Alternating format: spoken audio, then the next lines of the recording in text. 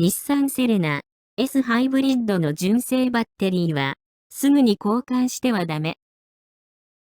ミニバンとしての使い勝手が、よく、抜群な機能性を持つ日産自動車のセレナは、子育て世代のファミリー層には、絶大な支持を得ています。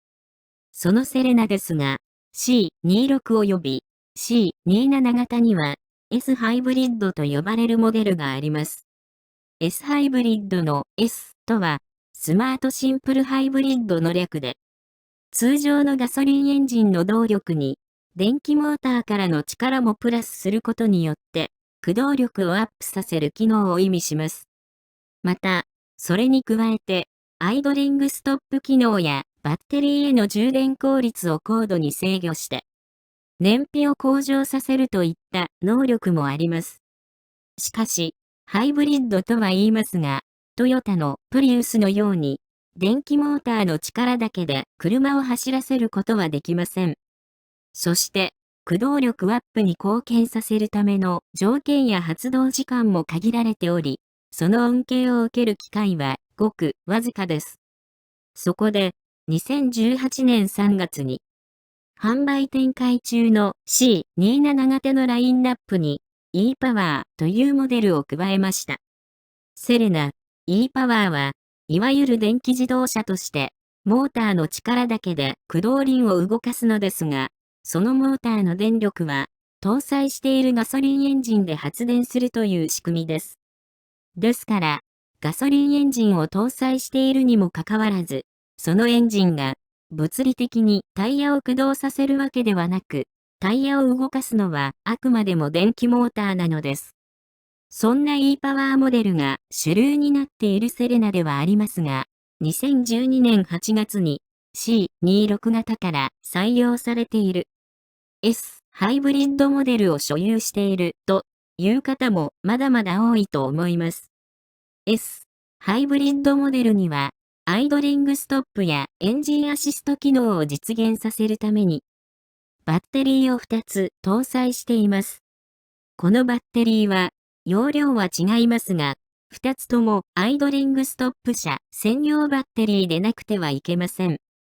アイドリングストップ車専用バッテリーは、従来の自動車用バッテリーと比べて値段が高いので交換するとなると、ちょっとした出費になります。それなのに、新車を購入してから3年目、最初の車検の時に、ディーラーのメカニック担当から、バッテリーが弱ってきていますね。と、交換を勧められます。ディーラー以外の大手カーショップへ点検を依頼しても、同じようにバッテリー交換を勧められます。しかも、いかにもプロが使っていますというようなバッテリー診断機がプリントした紙を渡され、二つとも CCH 注意、要交換と明記されていたりします。そんなものを見せられた私たちは、突然バッテリーが上がってしまったら大変だ。と交換を余儀なくされる心境になってしまいます。そこで、バッテリー交換費用の見積もりを取ると、2つで7万円です。と、目玉が飛び出てしまうわけです。車を所有するのが初めてでない方はお分かりかと思いますが、ファミリー向け国産車のバッテリー交換費用は、工賃込みで1万円以上かかることはなかったはずです。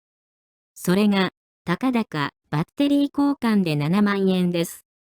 しかも、今後も、この S ハイブリッドモデルを所有し続ける限りは、今回と同じくらいのサイクルで、バッテリー交換のために7万円を払い続けなければならないわけです。ハイブリッドではない旧来の車より燃費がいいからと、この S ハイブリッドモデルにしたのに、これでは本末転倒だ。と、お嘆きになることでしょう。心中を察しします。それでも、バッテリー上がりの恐怖を抱えて運転するわけにもいかず、しぶしぶ怠米をはたくか、ネットで純正ではない格安バッテリーを探して自分で交換しようかななんて考え始めるようになるわけですが、ここで、ちょっと待った。です。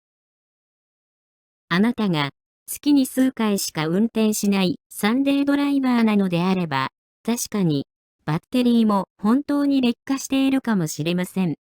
また、メンテナンスに余計な神経を使わない方がいいかもしれません。お金で解決するのであれば、安全で安心なカーライフを過ごせると思いますので、ぜひ素直にバッテリー交換するといいでしょ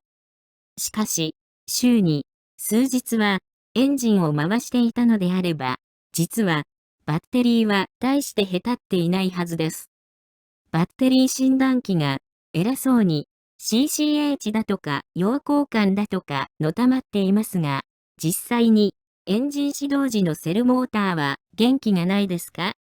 要交換のバッテリーであれば、車をほったらかしにしていないオーナーであれば何かしら体感しているはずです。しかし、このような話をすると、バッテリーを交換させたい側としては、最近のバッテリーは高性能になった分、突然死するんですよ。と、決まり文句を言ってきます。実は、この決まり文句も嘘ではありません。しかし、それは充電制御ができない古いタイプの車に対しての話なのです。セレナの S ハイブリッドモデルは、純正のアイドリングストップ車専用バッテリーに対して高度な充電制御を行うことが可能です。減速時には、エコモーターが発電量を増大させてエネルギー回生充電を行い、エンジン始動をはじめ、アイドリングストップやエンジンアシスト時に放電するというバッテリーの役割を効率よく制御しているのです。こういった充電制御が行われている車に、アイドリングストップ車専用以外のバッテリーを乗せると、ものの数ヶ月でバッテリーが昇点します。それは、激しく繰り返される重放電に、従来型のバッテリーは耐えることができないのです。ここで、バッテリーが劣化する原因を考えてみましょ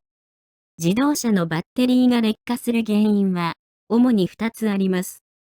それは、過放電と過充電です。過放電は、電気の使いすぎで、バッテリーが空っぽになってしまう、いわゆるバッテリー上がりです。バッテリー上がりとはいかないまでも、充電量が少ない状態を続けていると、サルフェーションという現象により、著しく劣化が進みます。サルフェーション現象は、こまめに充電をすることで防ぐことができるので、毎日運転する人の車は、バッテリーの状態がいいはずです。逆に、普段、あまり車を使わない人のバッテリーは、かなり劣化が進んでいるので、割と短いサイクルでバッテリーを交換する羽目になります。こういったバッテリーの過放電が劣化を進めるということは、多くのドライバーが知っているのではないでしょうか。問題は過充電です。古いタイプの車は、過放電には気を使いましたが、過充電を意識することはほとんどありませんでした。そして、昨今のアイドリングストップ車においても、コンピューターで高度に充電制御されているので、過充電は特に心配しなくても大丈夫です。しかし、専用のバッテリーでないと、特にこの過充電に耐えられず、すぐに寿命を迎えてしまうわけです。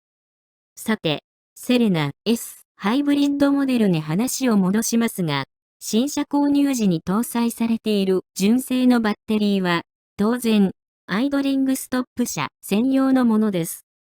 そして、純正だけあって、その性能も高いのです。一部で良くない話も耳にはしますが、ロットによる当たり外れがあるのか、車をあまり使わないので、劣化を早めてしまった人の話なのか、それはわかりません。ただ、新車時搭載のこの純正バッテリーを、弱ってますよ、の一言で交換してしまうのは、はっきり言ってもったいないです。少なくとも、8年間ノーメンテナンスで使っていても、アイドリングストップやエンジンアシスト機能に、何の影響も出ていない実車を見ています。この純正バッテリーは、きちんと管理すれば、10年以上は持つのではないかと思っています。S ハイブリッドシステムは、過充電によるバッテリーの劣化を防ぐために、常に若干の放電状態を維持しています。この状態でバッテリー診断機をかけてしまうと、CCA 値が低く検出されることが弱ってますよ、と指摘される原因ではないかと考えています。純正バッテリーは、この放電された状態でも、エネルギー改正によって、すぐに良好な充電状態になるよう、受け入れ能力が非常に高く設計されています。放電はされますが、すぐに充電も行われるために、サルフェーションもほとんど起こりませんので、10年近く持つのです。そして、10年以上使いたいのであれば、バッテリー液の残量だけは定期的に確認しましょう。規定量より減っていれば開放型なので補充することが可能です。純正以外の格安バッテリーの多くは密閉型でメンテナンスフリーと謳っていますが、要は使い捨てということです。あくまでも自己責任という前提ではありますが、バッテリー劣化を指摘されてもすぐに交換することをせずに、充電受け入れ能力が優れている新車時に搭載されている純正バッテリーを使い続ければ、電解液の管理だけ怠らなければ、バッテリー交換の費用に頭を悩ませずに済むはずです。ただし、エンジン始動直後に各種警告灯が点灯したり、セルモーターやオートスライドドアの作動に違和感があれば、速やかに点検をしてくださいね。以上。日産セレナ S ハイブリッドの純正バッテリーは、すぐに交換してはダメというお話でした。皆様の安全なカーライフを応援しております。ご視聴ありがとうございました。今後も、より一層有益な情報を発信していきたいと思っておりますので、